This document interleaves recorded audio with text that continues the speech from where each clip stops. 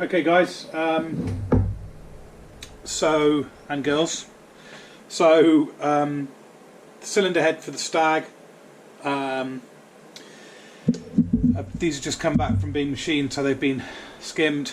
As you know, I fitted them onto the block, got the manifolds skimmed as well, so the inlet manifold fitted nicely.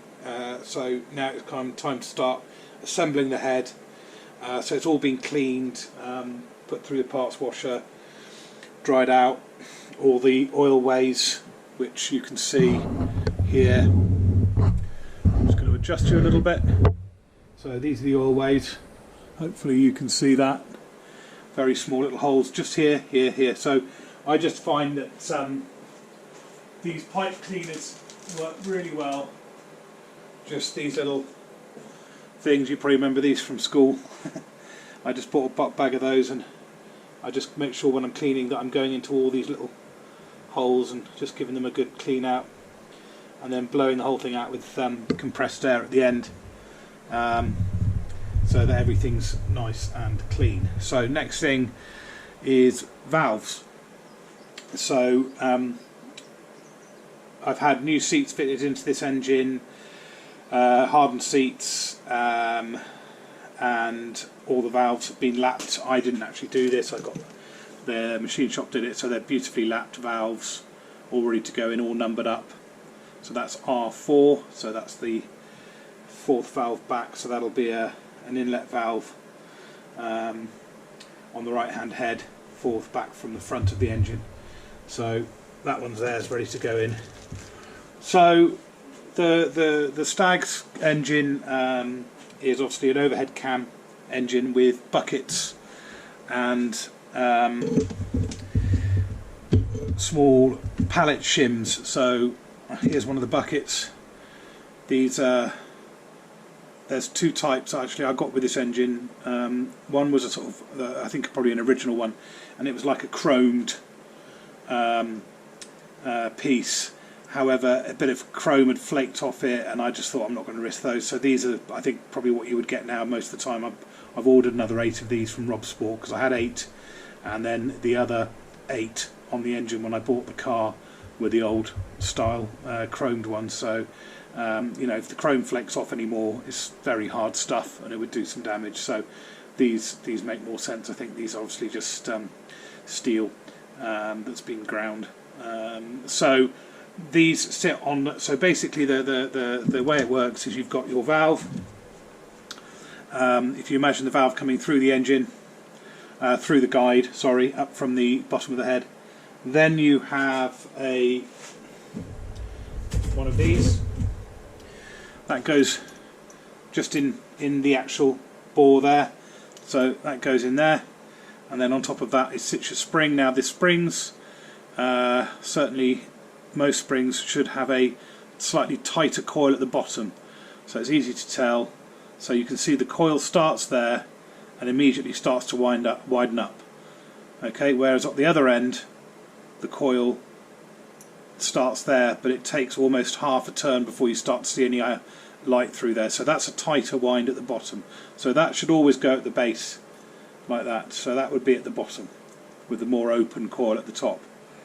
And then on top of that you have this cap which sits on top, and it's got a slightly tapered internal fitting, which the wider part of the taper needs to face up. That's for your that's for the two clips that hold the valve, and I forget the name of them, but it's on the tip of my tongue.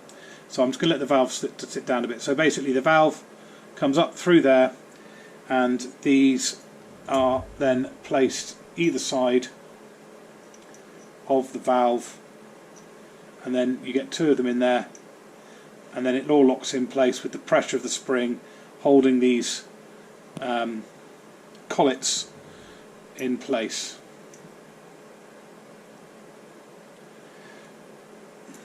There you go. So now you can see they're in place. I know there's a bit of a gap, that's normal.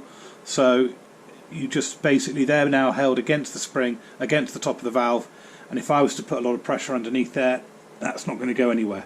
So that is the order of how it's put together, and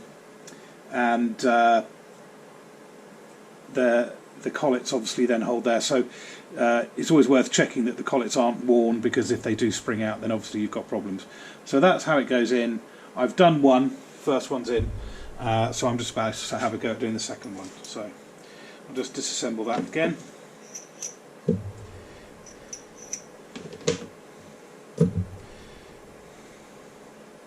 So that is the correct valve, that's R2. It's been marked by the machine shop. So I've got one of these, which is your valve spring compressor, so you just adjust this. I've done that on the first one. So that would then go from above, and then once you push that handle forward, it compresses the valve spring, holds the valve into the seat, pushes this down, and you've got space at the top then to fit the collets to hold it all in place. So it's a bit of the assembly oil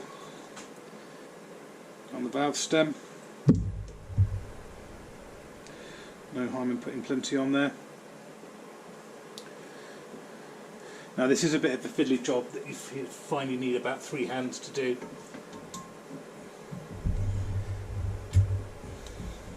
Right, so the valve's now poking through.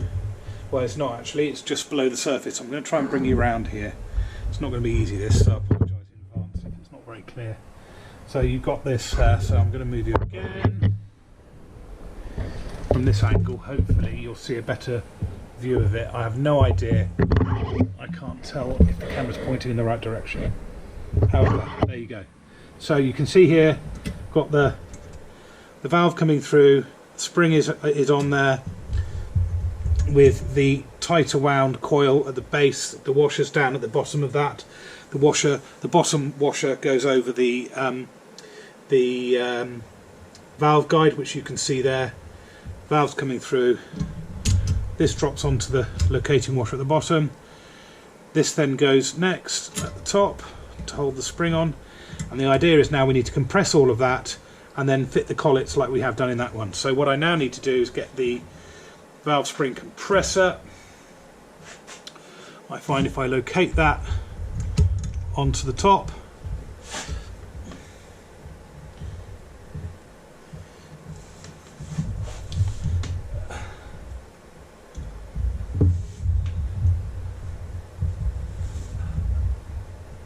right, and then that clicks into place. Right, so that's now locked in place, and as you can see, the spring's been compressed, and I can now get the collets and fit them. At this point, what I find is a magnet's quite useful, little stick magnet on a stick, so you can just hold the collet, just gently ease that over to one side so you can drop it in. It should just drop into place. There you go, that's one. And then the other one on the other side.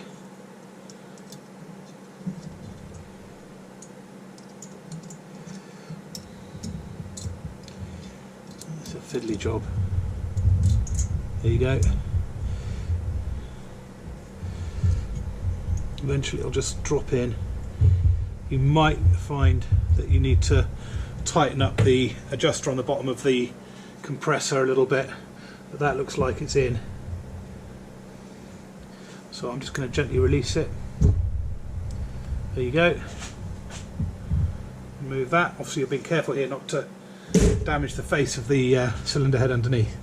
So now, as you can see, that's in place, and what I like to do is just give it a little tap just to make sure it's seated. There you go. So that's the next valve in. Only 6 more to go.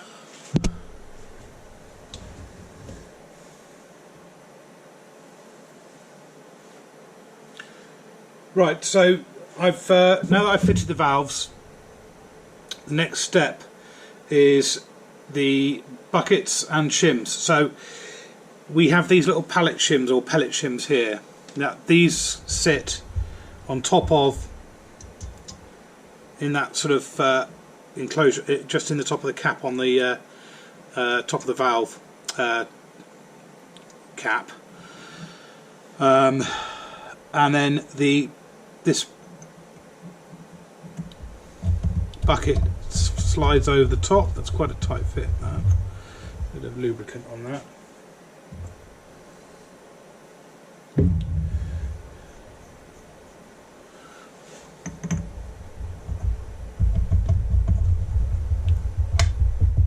There we go.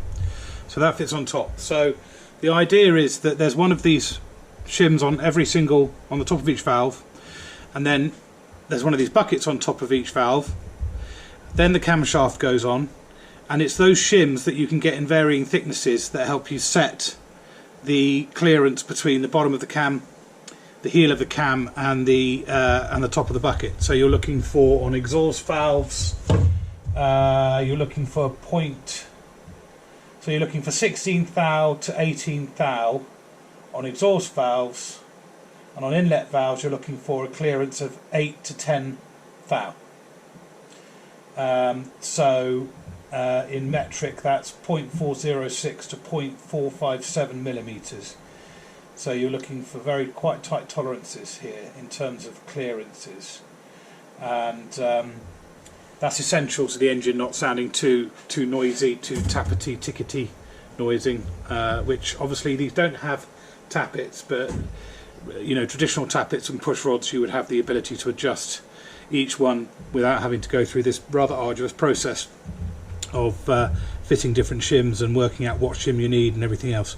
So if I can work out how to get this bucket out, then I need to I've got 8 shims. I'm going to measure each one, just fit them randomly for the moment. Then I'm going to put the crankshaft, the camshaft in, tighten that down to spec to 14 foot-pounds I think it is, and then I can turn the cam over until each lobe of the cam has the heel above the relevant valve, and then I can get the feeler gauges under there and check where my tolerances are.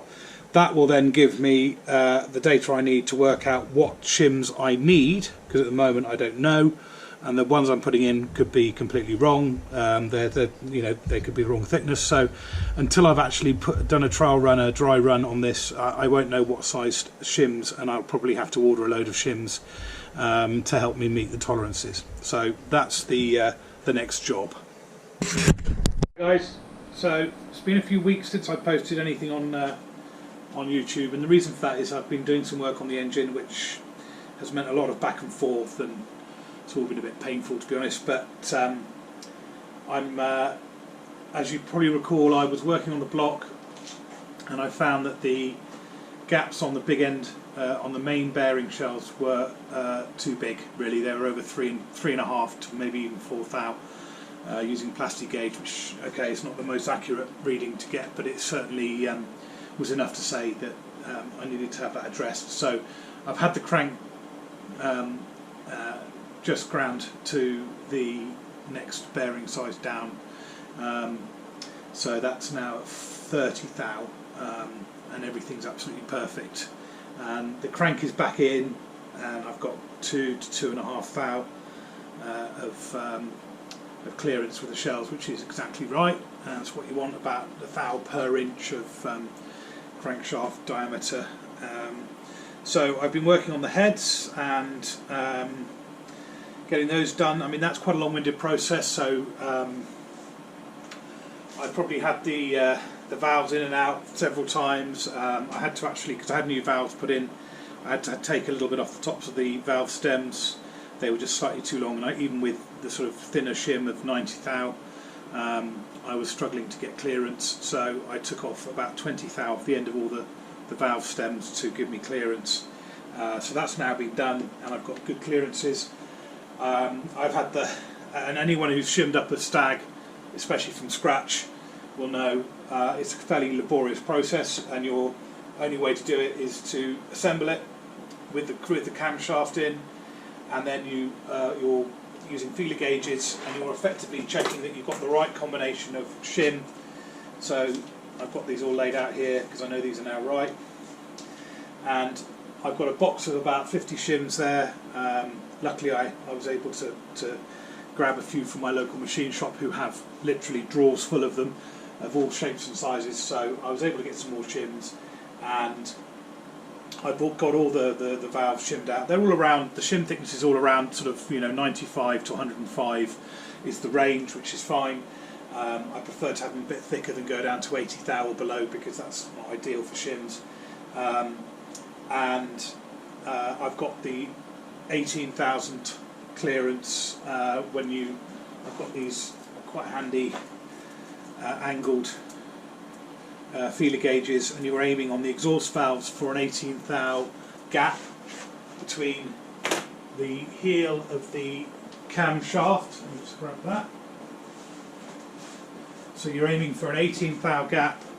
So for example, that's an exhaust lobe.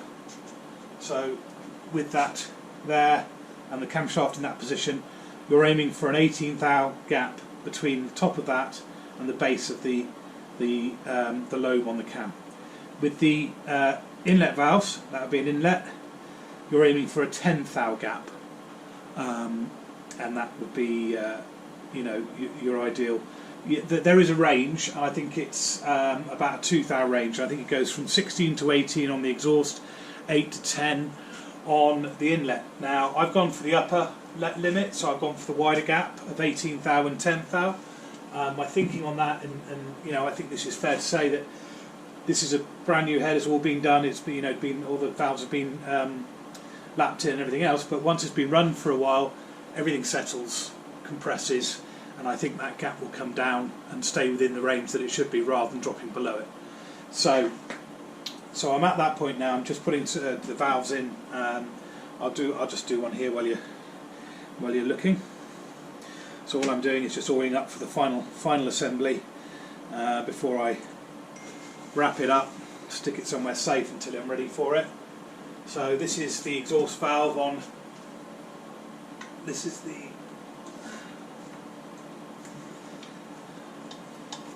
exhaust valve.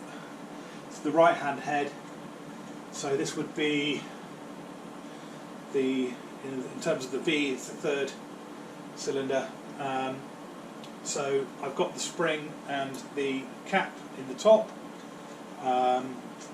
It's not ideal for you where you are. Let me just bring you a bit closer. I've obviously already shown some footage of this. I've got some footage which I'll include now, as I was doing this over a week ago initially. I bought this. This is a half decent valve compressor, and frankly, you don't want anything that isn't half decent, because this is a fiddle as it is, even with this one. So you just hook that so that it sits on top of the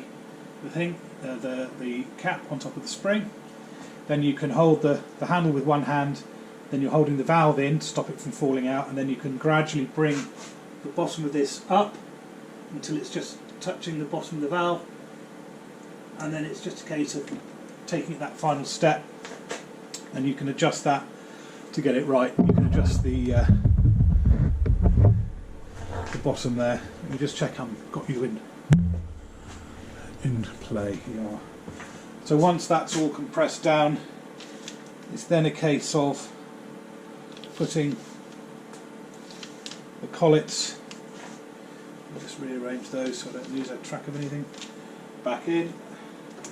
A little magnet on a stick makes this a much easier job. What I tend to do when I'm doing this is the spring will, when you compress, the spring will always naturally fall one side or the other, so you'll have a bigger gap, and your natural instinct will be to put the first collet into the larger gap.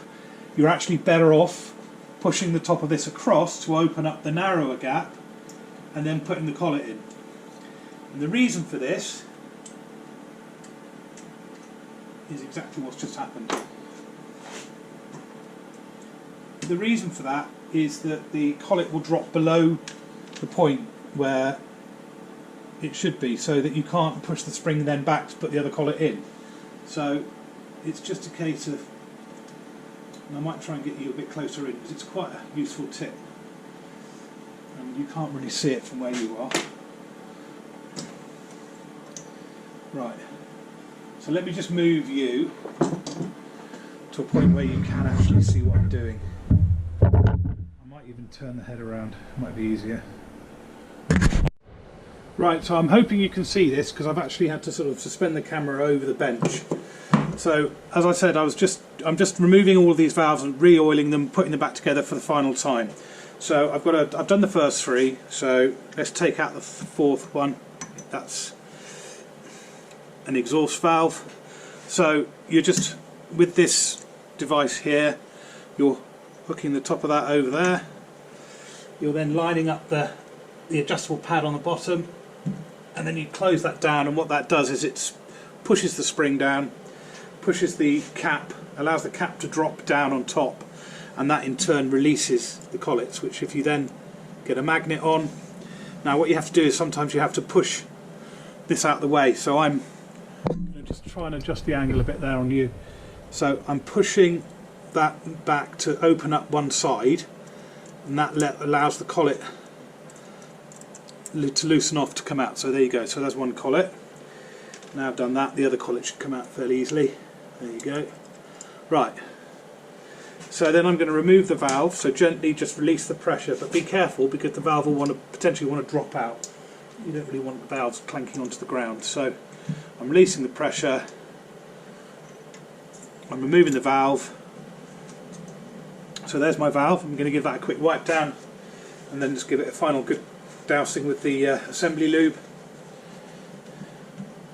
So just give that a bit of a coating of assembly oil.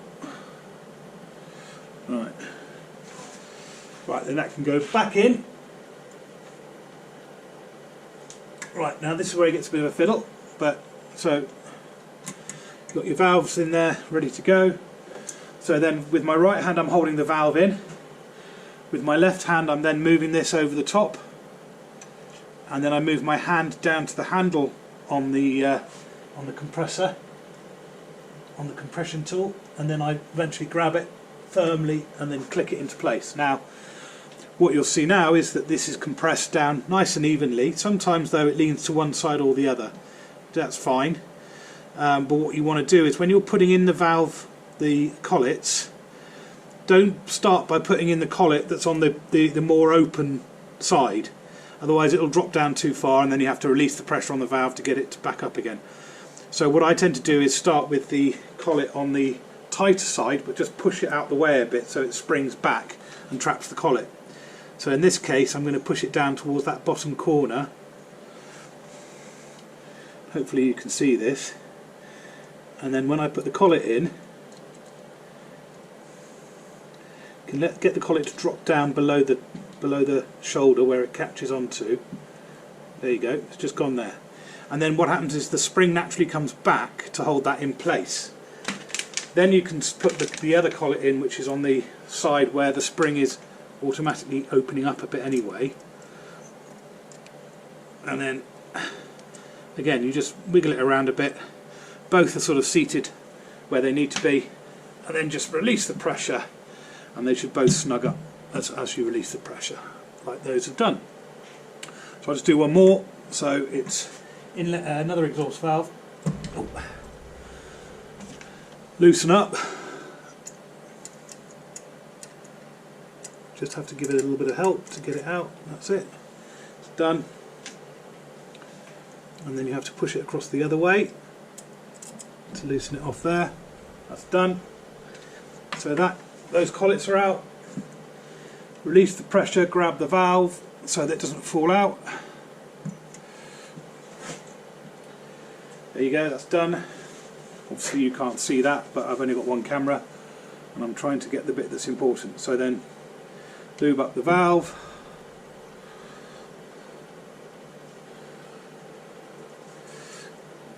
Push that back up the stem.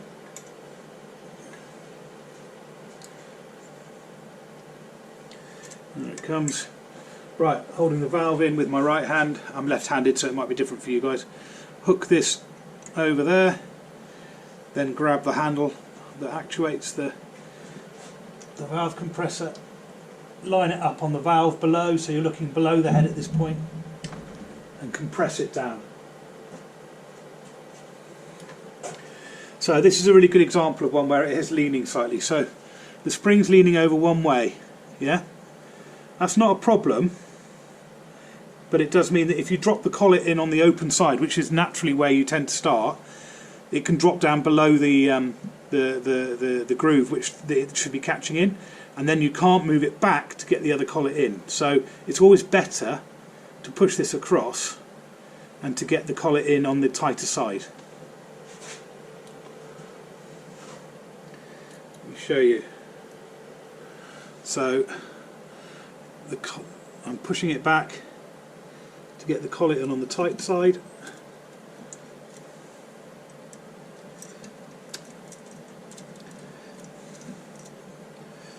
Oh, it's gone around. It's gone all the way around. I don't really want it there, but that'll do. There you go. So I've got that in.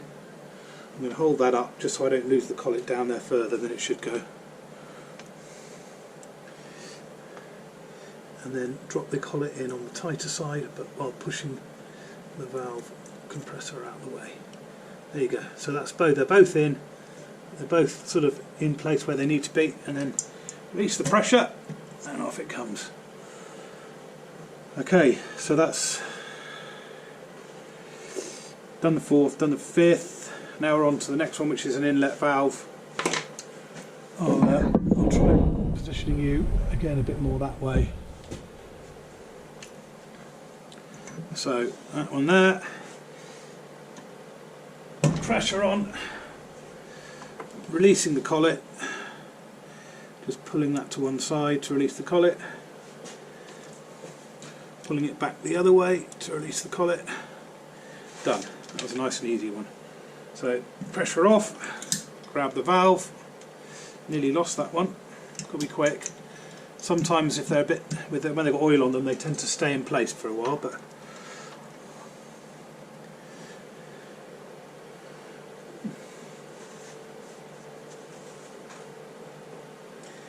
so lubrication. All the valve springs are in the right way. I'd already done that, so I know that they're all correct.